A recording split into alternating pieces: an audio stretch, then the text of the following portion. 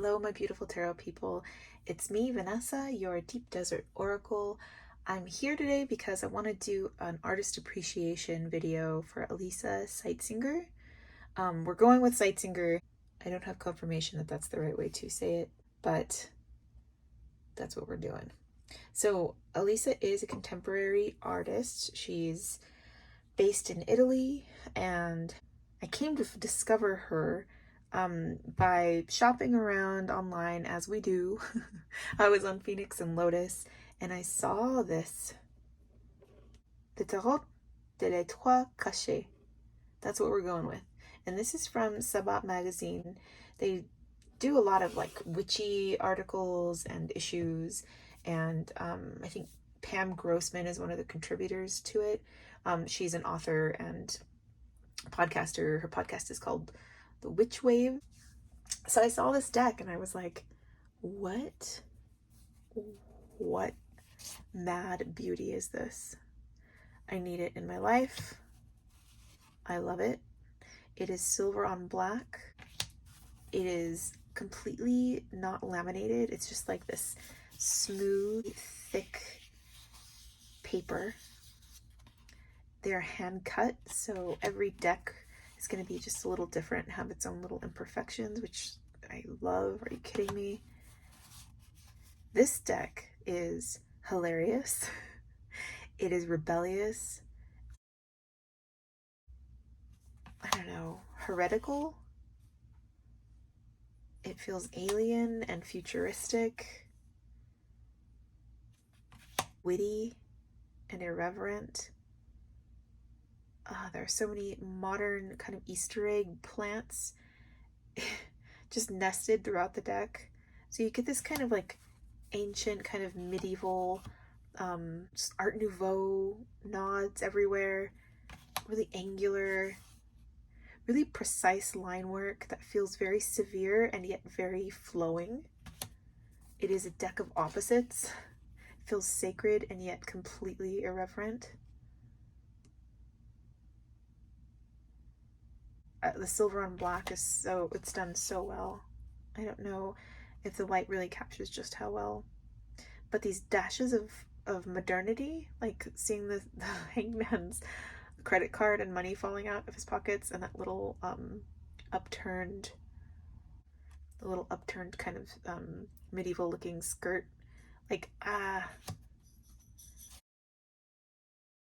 all kinds of symbols and nods to our modern lives, and yet this utter dedication to something more medieval and yet futuristic. I mean, you can see the mushroom cloud bomb blast here on the death card, and yet there's this medieval king. So it's just something really special.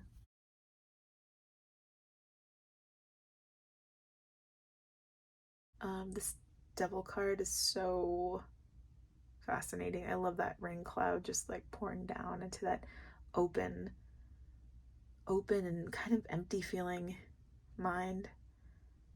The cross side with the tongue out feels very much like a destruction god in the maybe in like the Hindu pantheon.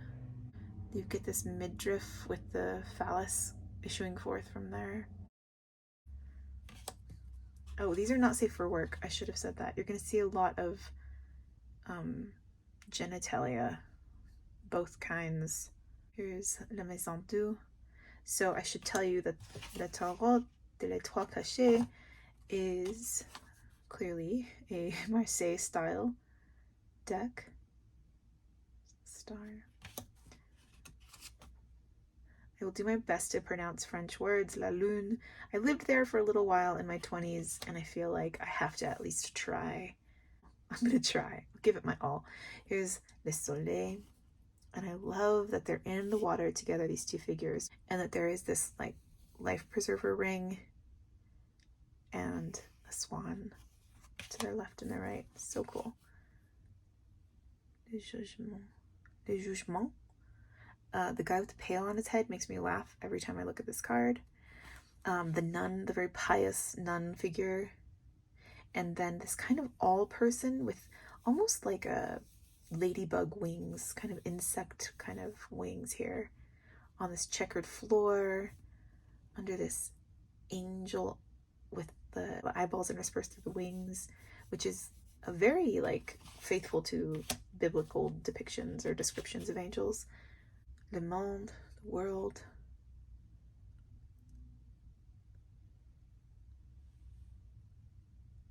I was gonna do a side-by-side comparison of these decks, and I tried to do it, and I filmed like 50 minutes of it actually. And it was a disaster. I could not concentrate.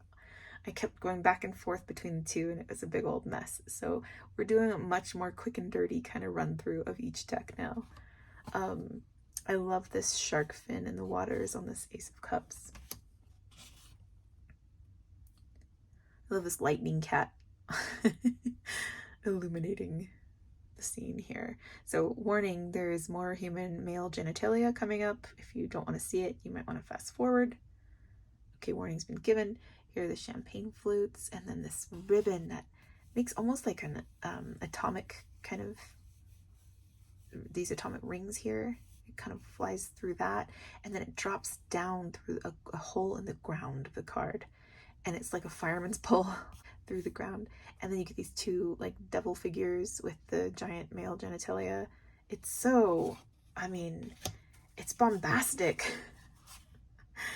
It's just so brave and aggressive and beautiful, and I love this deck. Oh, this is so cute. These mugs of tea steeping. Oh, with the little home tabs on them, the teapot on the pillar. I saw Candy Soul and Soil talking about the decks that she called it saving them for best or something like that. And I thought, oh, that's totally my Les Trois, the Sabbat. I'll call this either Les Trois or Sabbat deck, just as we go through, just to clear up confusion. But I was like, that's what I do with my Sabbat deck.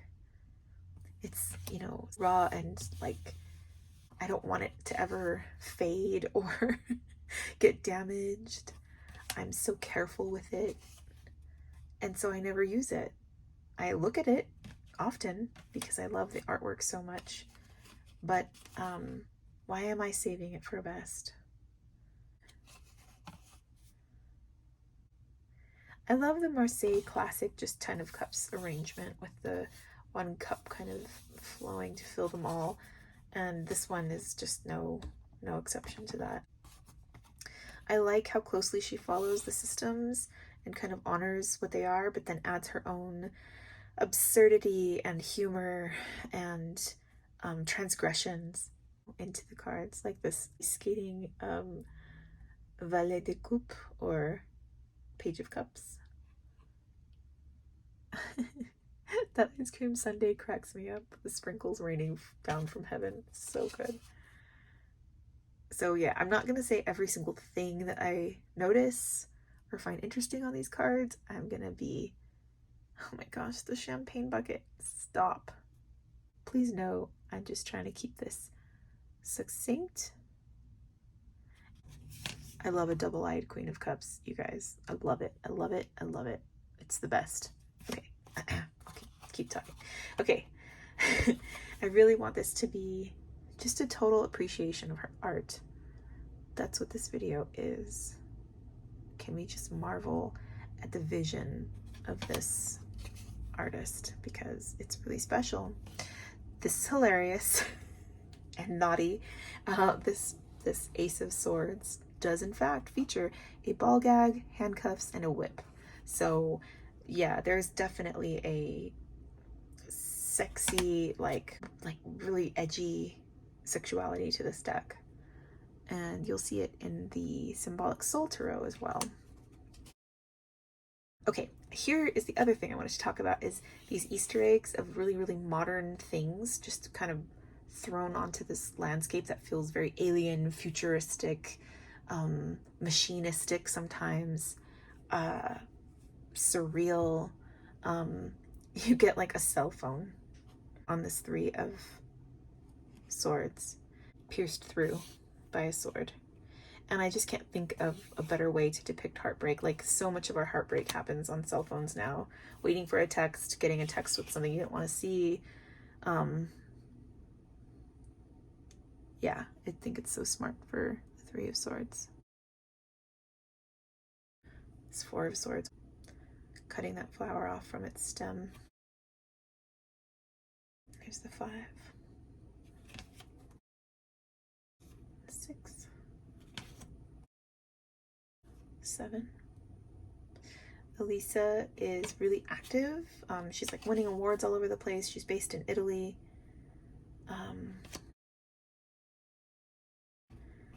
This 9 is so sad.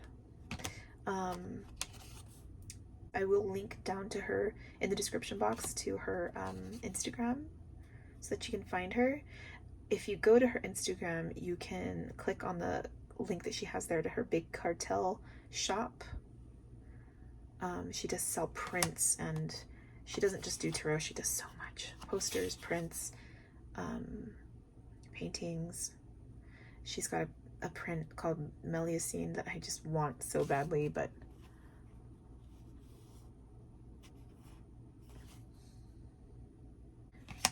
I mean, all my money right now goes to food, dogs, tarot. That's just where I'm at. Oh, here's the Queen of Swords in her little bondage gear with those like side-eye boobies and this very phallic and very vaginal kind of symbols that she's holding in her left and right hand. Here's our king. A great match for the queen, yes? Okay, there's, yeah, keep moving right along. Not safe for work, y'all. This deck is not safe for work. Here is the Ace of Wands. This ribbon says stronger than you know, which I really like. I don't always like words in my decks, but I really liked that. I love the subtlety of the silver on the black. It's not too shiny, and it's not like a classic, it's not a hard embossing or like a hard foil. It's so much subtler than that. It's just like this shining ink, almost like the classiest silver Sharpie in the world. Oh, this 3 is really beautiful. Okay, I'm gonna pick it up. I just needed to show these because since I got them, I've wanted to do a video featuring them, but I wasn't sure if I was gonna frame it as I had done a video, filmed a video with all of my French decks, and it was there, but I didn't really like how it came out, and I just kind of never felt the urge to actually post it. If that's something that you want to see, I can take another crack at it. Let me know. Oh, I like this 10. The 10s in this deck always have these little kind of almost monkey looking skulls with like the coffin shaped eyes. So interesting. And I guess that makes sense. You're at the end of the suit, right? It's like the final stop in your progression through the suit before you hit the court. I love their little boots. Oh my goodness, and this like croquet stick and all of this very action, like, I don't know, little spiky fire issuing off of the heels and the head and the word bubble. Very cool. So much directionality in that. Knight of Wands. Look at that plane. See, you're like in this other world, you're on this alien future surreal cubist kind of fantasy, and then you get a plane. It's so good though. She does it so well. All that travel location pins. So good. Here you have your Queen of Wands. She's super sexual and she doesn't care who knows it. She's not ashamed or hiding any of that. She is free and self-possessed. Your King.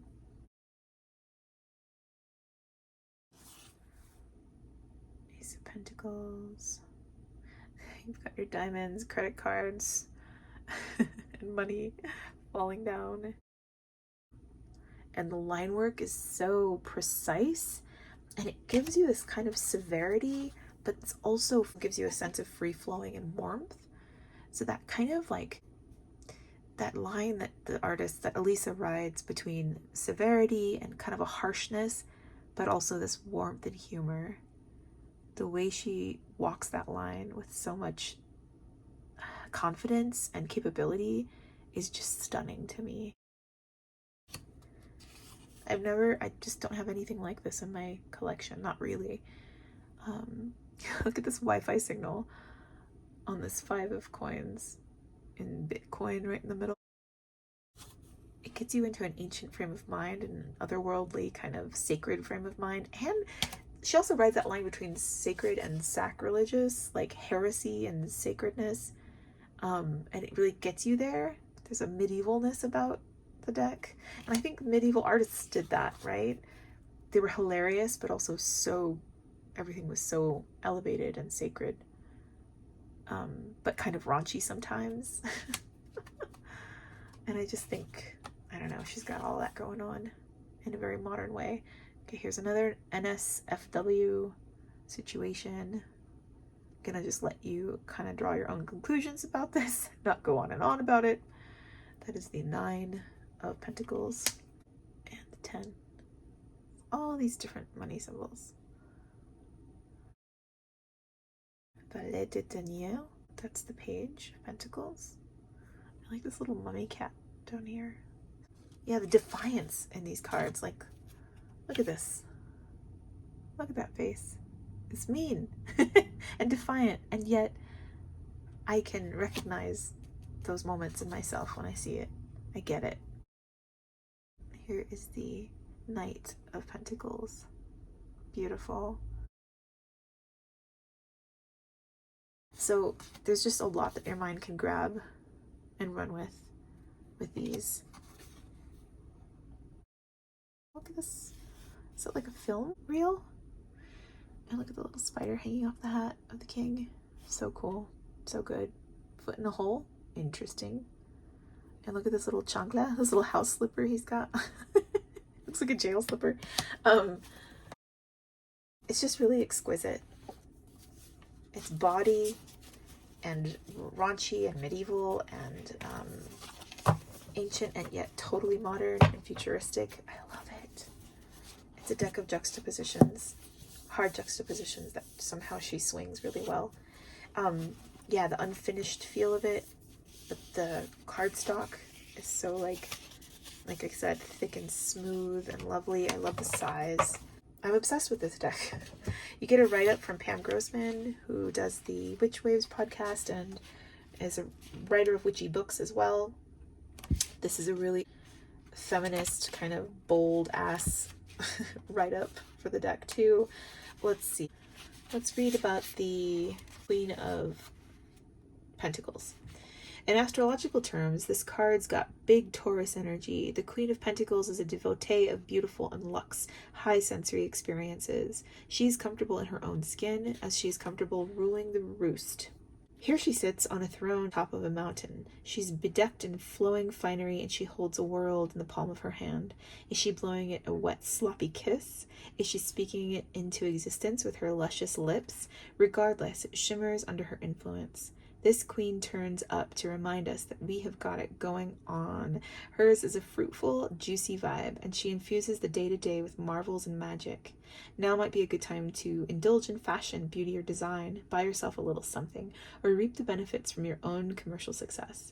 You work hard for that money. Live life to the fullest, you Neo-Cleopatra, you. So, you know, this tone of like very affirming, very empowering, very iconoclastic, down to earth, witty and sharp, and rooting you on in your self-awareness and your self-acceptance kind of tone runs throughout the deck, all these descriptions. It also will call you out sometimes, or call out kind of an energy. Here's the Ace of Cups. This card is associated with the Holy Grail, and so it signifies a divine gift. Perhaps it is the gift of intuition, perhaps a purification. Maybe it's the relief that comes with quenching a long-held thirst or releasing a stream of emotion that can finally flow forth. This newfound wellspring is almost always a positive one, but be sure to look below the surface. There are important messages lurking shark-like beneath the water. Remember the shark fin? A source of knowledge that may astonish or change the course of your life entirely. So it's unafraid and unapologetic and funny and dirty and mystical and mundane and loving and indifferent. Like, it's all of the things. And I am such a huge fan. Here is the pull tab box. Have we talked about the pull tab box? Oh my god, it's got this little ribbon down at the bottom and you tug, and it's just fantastic. If you do get this, just know that the box will get dirty and scuff. I'm so careful with this, and it's still got these little scuffs and marks. So I'm gonna find a nice big bag for it, because I just want it to last forever. I love it so much. I might even get a second one because it is a limited print run. I don't think they'll be around forever, not to like scare you or try to FOMO you out or anything, but just, you know, word to the wise if you do want the deck. The only retailers where you can get this right now are European. I would go just straight to Sabbat magazine's website. They're still selling them. I will put the link to Sabbat magazine's website where they're selling them.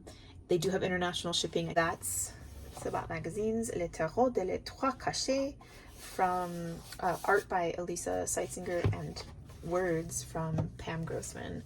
Both awesome people who did an awesome job. Let's talk now about the Symbolic Soul Tarot. This is something that I'd seen on Llewellyn, and I just like, all I saw was this, and I scrolled right on past it. It held no lure for me whatsoever. This looked kind of Norse to me. I don't get super excited or go after it, but I didn't really see the detail at all online, just in a picture. And I just think, first of all, this is from the Wheel of Fortune card in the deck, and it's the only card in the deck that I feel kind of meh about. And they took the thing that makes me feel meh about it is this wheel, and that's what they made as the face of the deck. And I just feel like it's not an accurate reflection of what actually comes inside this box. It feels very flat to me, especially online. In real life, you can kind of see the details and it starts to pop a little bit, but it's not really that exciting to me. There's not too much dynamism on the box, so it's hard to really get caught if you're shopping by this box. Please come with me on this journey to discover the injustice done to the cover of this box, because the deck is so freaking awesome. Okay, tea. This is really good. It's a coconut black tea, and it's loose leaf, and I got a new little tea steeper. Oh my god, I freaking love it. And this mug always makes me laugh, and it's something I used to like to carry around with me at work when I was a working stiff. Okay. So Barbara Moore does the write-ups for this. Jonathan Batsy, who I don't know, writes a really excellent, just kind of like, this deck is so awesome, and here's why forward. Some of his verbiage and the adjectives he uses to describe her work are so spot on. He talks about it being alive, refreshing, an emanation of the multi-layered, in-depth work and the expansion of symbol accomplished by this visionary, that's Elisa, with a talent for the language of imagery. Check. True. These are cards not just for collectors, therefore, given that they enclose all the power of classical decks with the addition of a vision, that of Elisa Seitzinger. She talks to us of the small, continual conversations between kingdoms, human, animal, vegetable, mineral, and even alien. These cards are free from the asphyxiating partitions we use to limit ourselves, and they take us by the hand towards intersections and mirroring, fellowship, and alliances. The deck does reverberate the atmosphere of medieval sacred art, yes, such as those of the esoteric traditions and bestiaries. Oh, yeah, she really taps into that feel. Her attention moves freely and with curiosity, also including the contemporary, tracing daring connections full of beauty and reason. Saints and heretics, definitely. And that's what I mean. The sacredness and the heresy of her decks is incredible.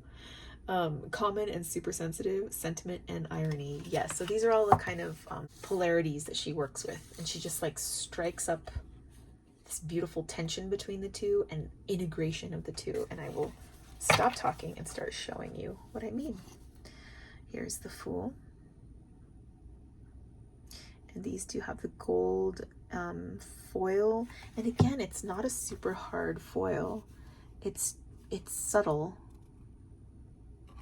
I'm going to turn on one extra light. This is my overhead light that creates a lot of shadows, but also gives us the opportunity to kind of maybe check out the glow on this gold. Do you see that? Yeah, you see that. That's cool, right? And I love that the Fool is following this shooting star. It's so cool. And I'll go ahead and keep my weird overlight on so that we can check out the shimmer on these. Is there a magician? That floating arm is so evocative and badass. These are very alien and yet super human at the same time. There's like this gritty humanness and also untouchable alienness about these cards.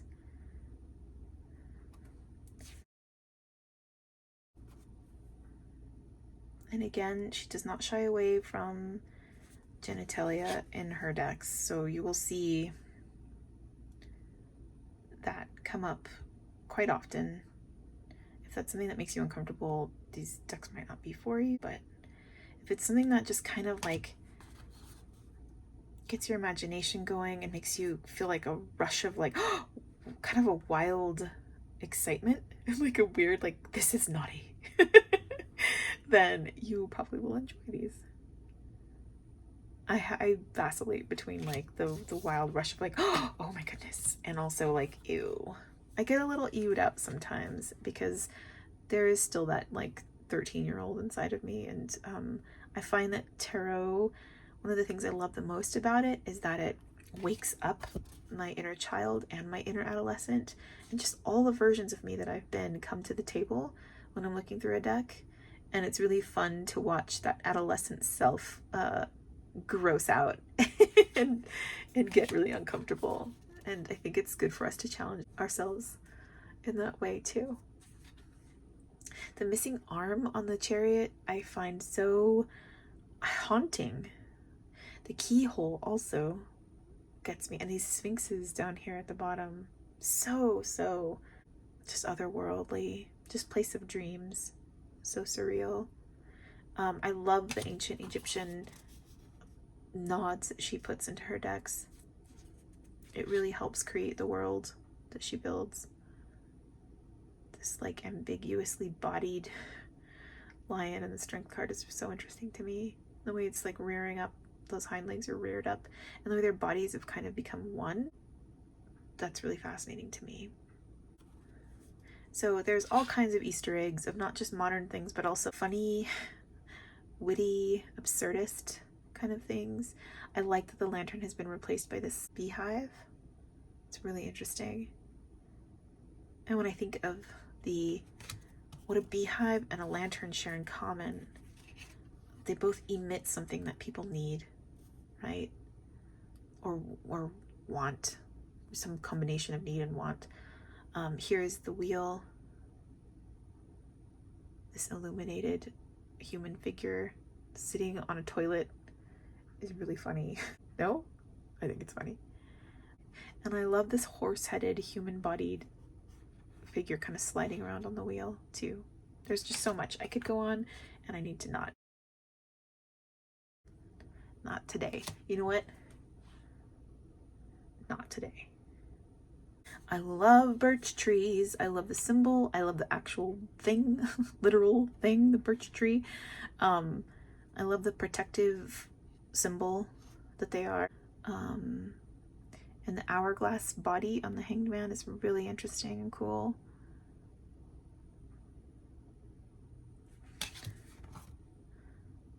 Okay, so we'll watch it in the shade first. And then take a look in that overhead light, which helps us to just illuminate the shine of the gold on these, because it is subtle.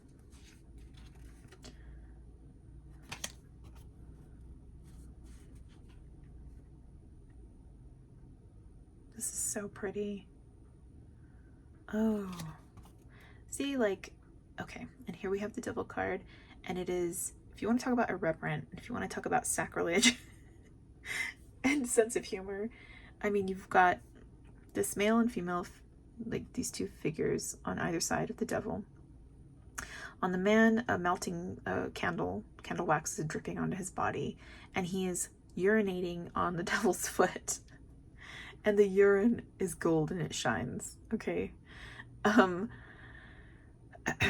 You've got that same kind of midriff face with the phallus issuing forth. And you've got a woman on the right side of the devil under the snake, which is very like Adam and Eve kind of suggestion, I think. And she's licking the devil's thigh. So both figures are connected to this devil figure with body fluid in somewhere, her with saliva and him with urine. And it's so primal and raunchy and funny. There's just nothing precious about it. These cards are not playing, and yet they are also playing. They're playful, but they're not playing, is what I want to say. Yeah. Here's the star. They do just like those like glowing eyes always give me a rush of fear and excitement. And I think she really taps into like this is scary, or this is kind of creepy, but also it's exciting, it's exhilarating, it's true. There's just an honesty about her work. Unicorn lovers, you got a unicorn. Yeah, and Barbara Moore does a beautiful job writing up the descriptions of these cards, the card meanings, and the introduction's great too. I'm such a big Barbara Moore fan. I might do a Barbara Moore appreciation video sometime down the road. There's the Ace of Cups with this giant laughing Buddha head, and a hand issuing forth from its mouth. Yeah, it's great. And here's this like heart spaceship. It's like Heartcraft. It looks like it's just landing or just leaving or just hovering, and this kind of these alien figures, like it looks to me like this one with the helmet on or some kind of breathing apparatus on left the craft to come meet this other figure here on their planet, on their terms, and they're here meeting in an open vast field. Three of Cups. You have three very different kinds of being coming together and partying and all drinking from the same cup. Well, they're each one's cup is getting full from the same source, I should say. I really like this Four of Cups. I love the patterning of the leaves, that symmetry. It just feels like a blanket or a cloak. It feels safe under there. Oh, that was a crack of thunder. It's monsoon season, as I've talked about a lot, and I don't think I'll ever stop talking about monsoon season. There's the Five of Cups, because it's so new to this California native. I didn't know the power of the monsoon. I really like the Six of Cups too. Seven of Cups. It's a top hat. This is another one I look at it a lot. I make my man look at it. I sit next to him on the couch and I just hand him cards. And he goes like, yep. Oh, we're looking at this one again, huh? And I'm like, yep. And so I might shuffle this when we're done and just do a quick little read with them because it's time. Okay, look at these windmills. Look at the cat and the little girl dancing. Look how this double-headed figure, alien figure, is like waving to the spaceship and like rocked back on their heels like this. I don't know. This is great. It's so good. I really like this Page of Cups too. Okay. Did you guys really want to hear me gush about decks for an hour? Because that's what's happening. Knight of Cups. It's just they're packed. They're packed with symbols and really earn their name, the Symbolic Soul Tarot. I love this little baby octopus at the foot of the Queen of Cups. This deck might have gone really nicely with the Oracle d'Or.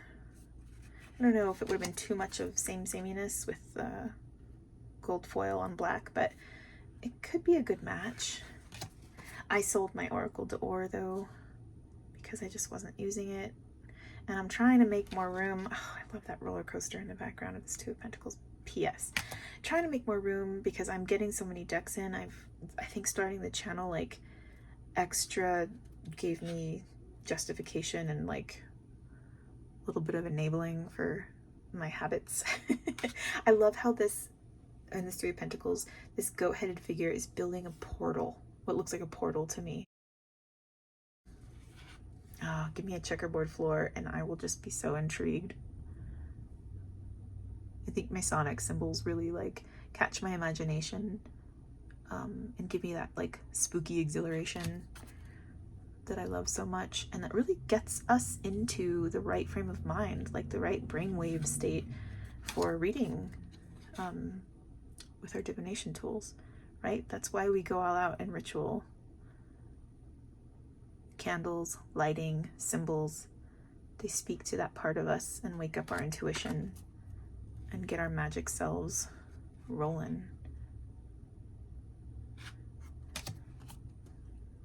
We didn't talk about the high heel shoe on the head. We didn't talk about that, and we should have. It's so good. And the squid and the googlies, like, come on. Come on, this is a great deck. Oh, I love this Nine of Pentacles. It's just so beautiful. Goals. Ten of Pentacles.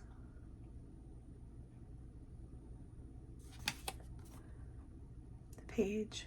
Very Eve feeling Page of Pentacles here with the snake. She likes to make things go pee. And it's funny. And also that little part of me stiffens up a little, clenches just a little bit when I see it. You can see Saturn and what looks like an Earth-like planet right here. And I just love that she goes all out for every single card in this. Like no suit, no like pips of getting shortchanged. Like she phoned nothing in, she went all out. And these like humping bunnies are really funny on the Queen of Pentacles. Nothing is sacred, and yet everything is treated with so much attention and detail in this deck. Ooh, this looks like a cracking, there's a cracking egg here. I think of the cosmic egg, and it also has like a little yarn nest, and it also creates a UFO illusion, but I think it's actually sitting on top of like a big monolith.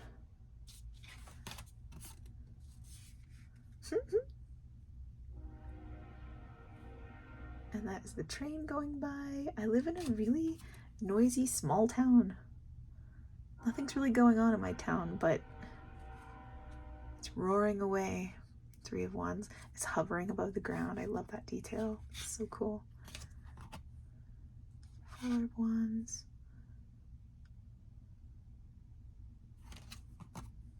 The 5. The 6. Really honoring the fire element in this suit. I love this like figure making this whirling sense of like air. And, you know, air feeds fire. It almost makes me think of like fighting fire with fire, or like feeding the flame. And this like high-heeled foot is really funny. Straddling a volcano. Speaking of volcanoes, have you guys seen the documentary that's on about the volcanologists, the French volcanologists? I think it's on Hulu. I'll put a link to it below. I don't remember the title. I just saw it the other night for the first time. Miranda July narrates it, so you might have strong feelings in favor or not in favor of that. I don't know. But it just traces the lives of these two totally obsessed French volcanologists, and they built their lives around their love for volcanoes. They were drawn to the edge, and it ended up taking their lives, but they were together when they went, doing what they loved. And they were doing this primarily in the 70s and 80s. And this documentary captures so much footage of like unbelievable volcano action. She's the Queen of Wands. So you see again that she really is not shying away from the sexuality of this card. She's like, no, there is no shame.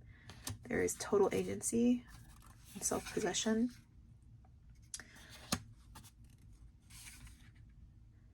And, you know, shying away from female sexuality has been like the name of the cultural game for so long. So it's really exciting to see her going there. And good for Los Scarabeo for making this deck. And good for Barbara Moore for being part of the project. Like, I couldn't be happier about this deck. I'm gonna have to get backups because oh, I like this Five of Swords. I really like what she did here. The sky and the fencing mask, and yeah, looks good. Oh, the Six of Swords too. Look at holding a cracking egg, a little beak's coming out.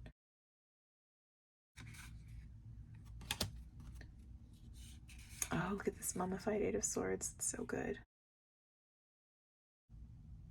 9. 10 with that spidery eyeball coming to, oh, that's terrifying, right? So yeah, there's even like little bits of horror sometimes in this deck. A genre that I'm just starting to actually pay attention to. I was always like a nope, no horror movies, no horror books, no, my whole life. And my guy just got me to watch the first and third Conjuring films, and I was like, oh, these are really good.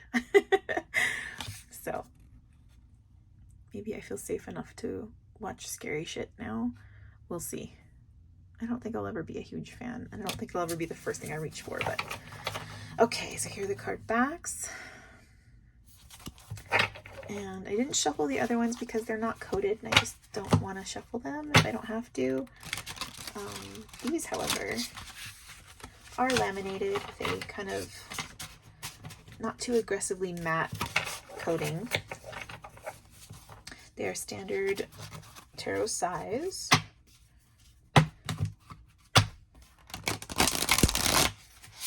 They are thick. They're going to take some breaking in, but I feel very hopeful that they will break in just fine. Los Scarabeo knows what they're doing, right? They've been doing it for a while. Yeah, I can't quite really bridge them too well yet, but let's do a little, actually, overhand. See how that, oh yeah. They are an overhander's dream come true. Very nice. Lots of cards kind of making themselves known. Reversed Eight of Swords.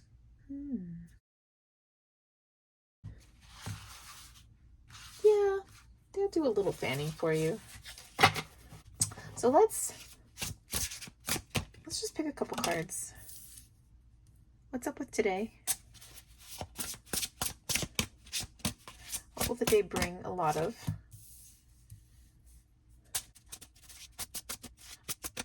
What will the day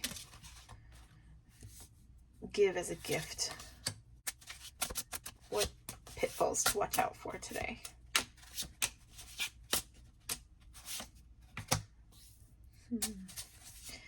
And any advice for how to get the most from it?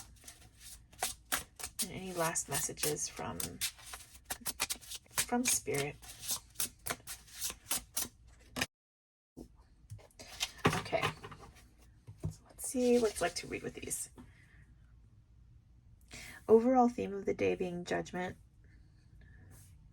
Talks to me a lot about